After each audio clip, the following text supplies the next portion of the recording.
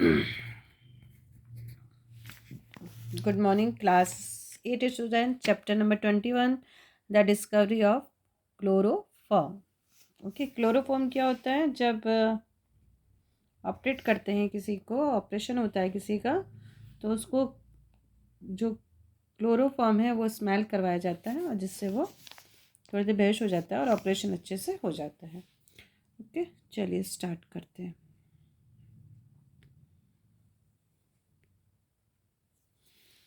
James Simpkins was born on 7th June 1811 at Bathgate in Scotland. James Simpson 7 जून 1811 को बाथगेट जो कि Scotland में वहाँ पे पैदा हुए थे। His father was a baker, उनके पापा बेकर थे। But as James was very intelligent, his father encouraged him to go on with his study instead of learning the family business. ठीक है, उसके पापा तो बेकर थे, लेकिन वो जानते हैं कि जो जेम्स है बहुत ही इंटेलिजेंट है, तो उन्होंने कहा, उन्होंने उसको क्रेज किया कि वो अपनी स्टडी को, मतलब जो फैमिली बिजनेस है उनका बेकर वाला, उसको नहीं करके अपनी आगे की पढ़ाई स्टार्ट रखे, सीखना जारी रखे। He was an intelligent student in the school, वो स्कूल में बहुत ही इंटेलिजेंट स्टूडेंट थे। He was only 14 years old when he went up to University of Edinburgh. वो केवल 14 साल के थे जब यूनिवर्सिटी इंडिंग में वो गए पढ़ाई करने। He chose to study medicine and become qualified by the time he was 21. उन्होंने मेडिसिन की स्टडी को चूज़ किया और 21 ईयर में वो क्वालिफाइड कर लिया। उन्होंने जो भी उनकी पढ़ाई थी उनको क्वालिफाइड कर लिया। Doctor Simpson took care of his duty well. जो फिर वो डॉक्टर बने, डॉक्टर बनने के बाद उन्होंने अपनी जो ड्यूटी है उसको पूरी तरह से निभाया। His one of the duty was to help the other doctor, उनकी एक ड्यूटी थी दूसरे डॉक्टर की हेल्प करना ड्यूरिंग ऑपरेशन। जब ऑपरेशन होता था तो उनकी ये ड्यूटी बनती थी कि वो वहाँ पे जो डॉक्टर हैं उनकी हेल्प करें। During operation he had to stand by watching while patient screamed in unbearable pain। अब देखो, ऑपरेशन के दौरान क्या होता था कि वो खड़े रहते थे, क्योंकि डॉक्टर जो आई थिंक मुझे लग रहा है वो जूनियर रहे होंगे उस टाइम, तो खड़े रहते थे और वो देखते थे जब ऑपरेट करते थे दूसरे डॉक्टर कुछ भी करते थे तो बड़ा दर्द होता था, और वो लोगों की जो उनके जो पेशेंट थे उनकी चीखें सुनते थे, और वो ऐसे नहीं दर्द के मारे क्या करते थे, पेशेंट चीखते थे, चिल्लाते थे। In those day surgical operation was cruelly painful, और उन दिनों जो सर्जिकल ऑपरेशन होते थे बहुत ही क्यूरली होते थे, मतलब दर्द बहुत दर्द होता था। मतलब बेहोश नहीं किया जाता था ना उनको उस समय, तो दर्द बहुत होता था। Patient were tied to operation table with the strong strap to prevent them from struggling. अब देखो जब क्या होगा, जब दर्द निकलेगा, चीखेंगे, चिल्लाएंगे, तो हाथ पैर भी उछलते हैं ना और हिलते भी हैं। उस समय क्या करता था होता था कि पेशेंट को टेबल से टाइटली बांध दिया जाता था, है ना, लॉन्ग स्टेप से बांध दिया जाता ताकि वो हिले हिले डुले नहीं, है ना। इसमें क्या लिखा, प्रिवेंट देम फ्रॉम स्ट्रगलिंग, मतलब यहाँ से वो हिले डुले नहीं, तो ऑपरेशन के दौरान उनको बांध दिया जाता था। They were give whisky to dull their pain, और उनको विस्की दी जाती थी ताकि उनका पेन थोड़ा सा कम हो जाए। But often the patient cried loud in अन, फिर भी जो होता था कि अक्सर वो जो दर्द के मारे बेचारे चिल्लाते थे patient. As a result the surgeon who did the operation, और इसलिए क्या होता था, जो सर्जन होते थे उनको जल्दीबाजी में ऑपरेशन करना पड़ता था। Operation should be carried out carefully, और इस जो ऑपरेशन है वो भी केयरफुली होना चाहिए, है ना, होना चाहिए। But how could be do so, लेकिन ये कैसे हो सकता है जल्दीबाजी में। When he was disturb by the crying the patient, और वो पेशेंट की चिल्लाहट से उनका भी दिमाग काम नहीं करता है। एक तो देखो पेशेंट क्या कर रहा है, चिल्ला रहा है। Doctor Simpson had frequently thought about how to get rid of the painful cries so that he was able to do operation carefully and quietly. अब मिस्टर सिम्पसन ने बार बार ये सोचा कि इन पेशेंट को दर्द से कैसे छुटकारा दिला जाए ताकि चिल्लाए नहीं, ऑपरेशन भी आराम से हो जाए, है ना, ताकि क्या हो जाए, ऑपरेशन में आराम से हो जाए, सावधानी से हो जाए और शांतिपूर्वक हो जाए। तो ऐसा क्या किया जाए इन मरीजों के साथ में। He was determined to search for a pain killer until he found one. और वो अब पेन किलर के बारे में उन्होंने सर्च किया जब तक कि उन्होंने उसको पा नहीं लिया। And the more operation he determination become strong. और बहुत से ऑपरेशन के बाद उनका जो डिटर्मिनेशन था वो स्ट्रॉन्ग हो गया। In order to make his discovery, अपने अब डिस्कवरी के उद्देश्य से Simpson had to carry out 2 kind of task. उनको 2 टास्क करने पड़े। जब उन्होंने डिस्कवरी कर ली थी ये चीज़ें तो उनको 2 काम करने पड़े। First he had to find a chemical that was likely to be a pain killer. सबसे पहले तो उन्होंने एक केमिकल को फाइंड आउट कर लिया था जो पेन किलर की जैसे ही था, यानी दर्द नहीं होता था उसमें। Then he had to make sure that the pain killer would not kill the patient as well as or have harmful effect on the patient health. और दूसरा काम उनको ये करना था, अब उसको क्या करना था, उसको किसी पे अप्लाई करना था। उनको ये देखना था कि जो पेन किलर है कि उसका कोई साइड इफ़ेक्ट तो नहीं है जो भी पेशेंट है उसकी हेल्थ के ऊपर, और वो पेशेंट पे अच्छा काम कर रहा है कि नहीं, कहीं से पेशेंट मर तो नहीं जाएगा। ये सारी चीज़ें उनको क्या करना था, देखना था। But it was a problem choose patient for this experiment as it might to be dangerous. अब सबसे बड़ा चैलेंज तो ये था कि अब किस पेशेंट को चूज़ करें इस एक्सपेरिमेंट के लिए। अगर किसी की जान चली गई तो डेंजर भी हो सकता है। So he decided to experiment on himself. तो उन्होंने डिसाइड किया ये एक्सपेरिमेंट वो अपने खुद के ऊपर करेंगे। And some of his friend, और कुछ उनके friend who offered themselves as volunteer, जिन्होंने कहा उनसे कि आप हमको चूज़ कर लो, जान जाएगी तो जाएगी, दोस्त के लिए कोई बात नहीं, चूज़ कर लो। तो उन्होंने क्या किया, अपने ऊपर और अपने दोस्तों के ऊपर एक्सपेरिमेंट किया।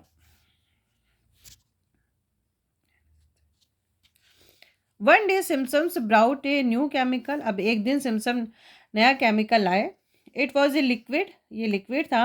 And gave off a kind of vapour, और ये एक तरीके से क्या था, वेपर के जैसे था। He had brought it from a chemist in Liverpool. ये लिवरपूल की कोई केमिस्ट की कोई शॉप थी, वहाँ से उन्होंने ख़रीदा था। इट वॉज कॉल्ड क्लोरोफॉर्म, इसको क्लोरोफॉर्म बोलते थे।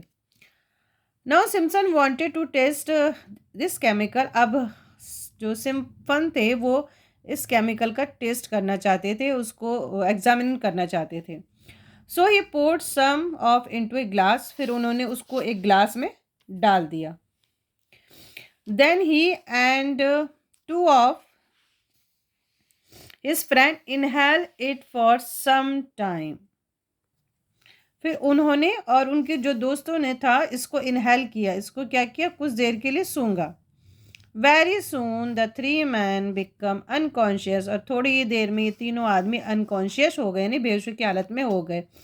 It was like they had fallen fast asleep, और वो जल्दी ही नीचे गिर के सो गए, गहरी नींद में जैसे सो गए हो। दे कुड बी नथिंग, उनको कुछ दिखाई नहीं दे रहा था। हेयर नथिंग, कुछ सुनाई भी नहीं दे रहा था। एंड फील नथिंग, और कुछ वो महसूस भी नहीं कर पा रहे थे। It is not only exactly how long the 3 friend remained unconscious. ठीक है, और ये बता भी नहीं सकते थे वो कितनी देर अनकॉन्शियस थे या रहे होंगे। वो जो उनके वो तीनों दोस्त थे, एक तो सिम्पन्स खुद और उनके 2 दोस्त। Simpson was the first one of the gain back in his consciousness. अब उन तीनों में सिम्पन्स फर्स्ट थे जिनको होश आया वापस, जिनको वापस होश आ चुका था। ही वॉज वेरी हैप्पी, और वो बहुत खुश हो गए।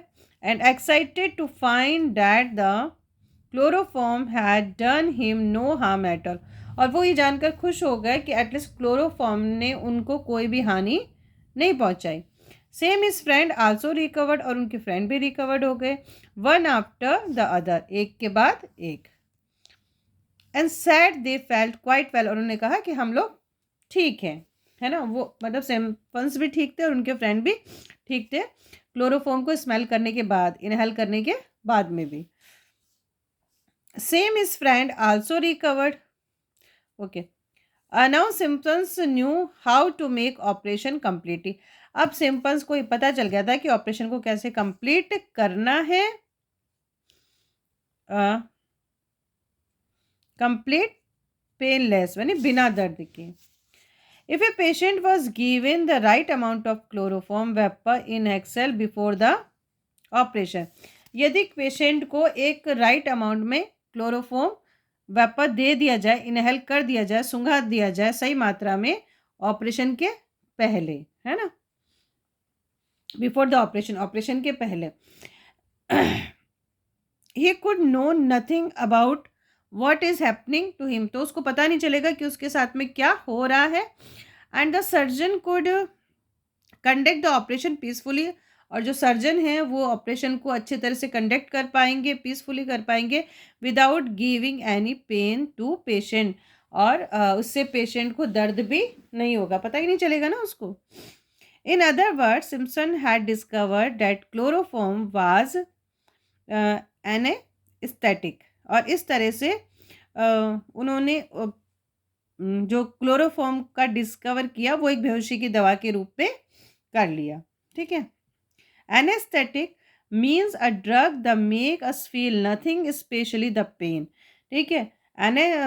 एनेस्थेटिक का मतलब एक दवा है जिससे हमें कुछ भी फील नहीं होता, स्पेशली पेन मतलब हमको दर्द बिल्कुल भी नहीं होता, डॉक्टर हमें काटे पीटे हमें पता भी नहीं चलता है। These are of two type, ये टू टाइप के होते हैं, general anaesthetic and local anaesthetic. एक जनरल होते हैं, एक लोकल होते हैं। General anaesthetic give us a deep sleep, general anaesthetic से हमको गहरी नींद आती है। And chloroform is a kind of general anaesthetic, और जो क्लोरोफॉर्म है वो एक जनरल एनेस्थेटिक है। General anaesthetic are necessary only during bigger and serious operation, जो जनरल एनेस्थेटिक है उसको हम कब दे सकते हैं, कोई बड़ा ऑपरेशन हो या कोई सीरियस ऑपरेशन हो उसको उसके दौरान दे सकते हैं। फॉर स्मॉलर ऑपरेशन, और दूसरे स्मॉलर के लिए, दूसरे मतलब छोटे ऑपरेशन के लिए क्या करेंगे, doctor use local anaesthetic, doctor क्या करेंगे, लोकल एनेस्थेटिक का यूज करेंगे।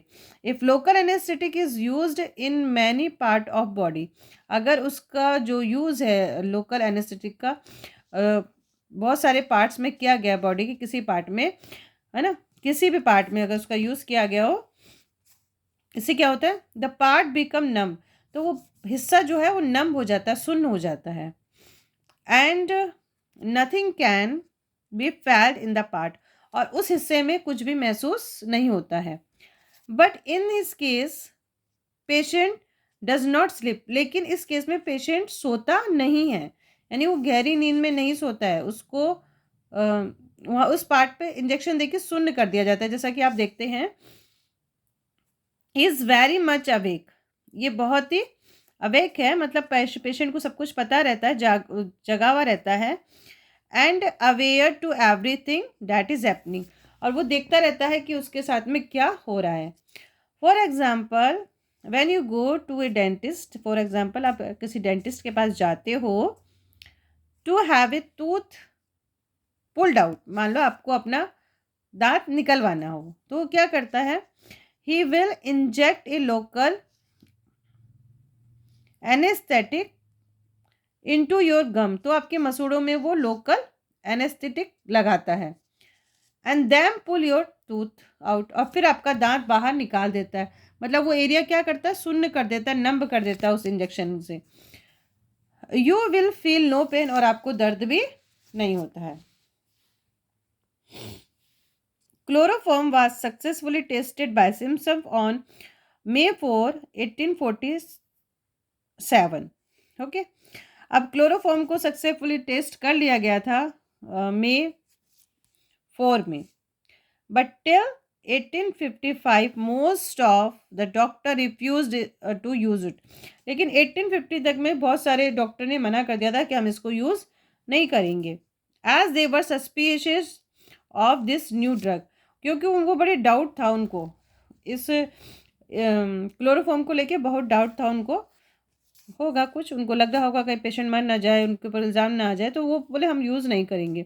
They felt that the drug might do be some injure the their patient health. उन्होंने कहा कि हो सकता है कि इसकी वजह से, मतलब जो क्लोरोफॉर्म है इसकी वजह से उनके जो पेशेंट है उनको कुछ इंजरी हो सकती है, उनको कोई प्रॉब्लम हो सकती है। द पेशेंट ऑफ द प्रेस्टेट of church also opposed the use of chloroform. और जो चर्च के जो प्रिस्ट थे वो भी क्लोरोफॉर्म के अगेंस्ट थे, उन्होंने भी कहा कि क्लोरोफॉर्म का यूज़ नहीं होना चाहिए। According to them the use of drug to make people feel no pain would be like interfering in the god work. उन्होंने कहा उनके उनके अकॉर्डिंग ये था कि अगर लोगों को कोई दर्द नहीं होगा, मतलब अगर ये दवा हम यूज़ करेंगे लोगों को दर्द नहीं होगा, तो ऐसा होगा कि हम भगवान के काम में दखल दे रहे हैं, है ना। हम भगवान के काम में दखल दे रहे हैं, क्यों दे रहे हैं? They believe that god had reason for giving pain to his creatures, क्योंकि जो ये दर्द है ये भगवान ने ही उनको दिया है, तो भगवान के काम में इंटरफेयर नहीं करना है। अगर उनको दर्द हो रहा है तो होने देना है ऑपरेशन के दौरान। Simple worked hard to convince to other doctor to use chloroform. अब उस बेचारे सिम्पसन्स ने बहुत कहा कि देखिए ऑपरेशन के दौरान इसको यूज़ कर लीजिए, बहुत कन्विंस किया, लेकिन डॉक्टर ने सुना ही नहीं। In 1853 Simpson was appointed one of the queen's physician. अब 1853 में जो वहाँ की रानी थी, उन्होंने सिम्पन को अपॉइंट कर लिया। अब वो क्यून की हो गई फिजिशियन, यानी कि क्यून की कोई भी प्रॉब्लम होगी तो कौन देखभाल करेगा? Doctor Simpson. Queen Victoria allowed chloroform to be given to her. I think कोई प्रॉब्लम हो गई होगी, तो फिर जो विक्टोरिया थी, जो रानी थी, उन्होंने कहा कि आप मुझे क्लोरोफॉर्म दे सकते हैं। One of royal surgeon gave it to her before an operation, और ऑपरेशन के पहले उनको ये दिया गया। ठीक है, जो भी ऑपरेशन उनका होना था तो उनके जो रॉयल सर्जन थे उन्होंने उसको दे दिया, और डिमांड किससे की थी उन्होंने? डॉक्टर सिम्पसन से। अब हो गया operation. Later on queen thanked Simpson for the great relief that his drug had brought her. ठीक है, और फिर बाद में जब वो ठीक हो गई तो उन्होंने सिम्पसन को थैंक यू बोला कि मतलब ऑपरेशन के दौरान उसे कोई भी दर्द नहीं हुआ और वो ठीक भी हो गई। इन 1866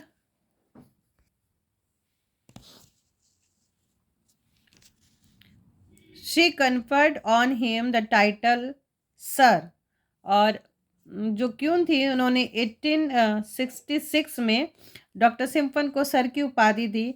doctor Simpson's courageous work begin to bring relief from pain to the people all over the world.